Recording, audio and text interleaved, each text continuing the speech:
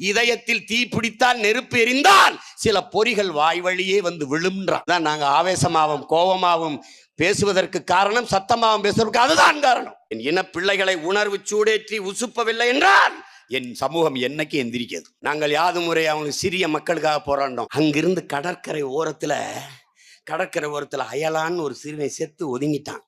அந்த படம் வரும்போது உலகத்தில் எல்லாரும் பேசினார்கள். அதை போலவே என் தம்பி பாலச்சந்திரன் 12 வயது பாலகன் சிறுவன் 5 குண்டுகளை நெஞ்சில் வாங்கி இறந்து கிடந்தபோது ஒருத்தம் கூட பேசல. யாதும் ஊரே யாவரும் கேளீர் என்று உலகம் மாந்தர்களை, உலகத்தை ஆரத்தழுவி நேசித்து நின்ற இனத்தின் பிள்ளை ஒருவன் இறந்து கிடக்கும் போது எனக்கென்று ஆதரவாக பேச என் கண்ணீரை துடைக்க ஒரு விரல் நீளவில்லை.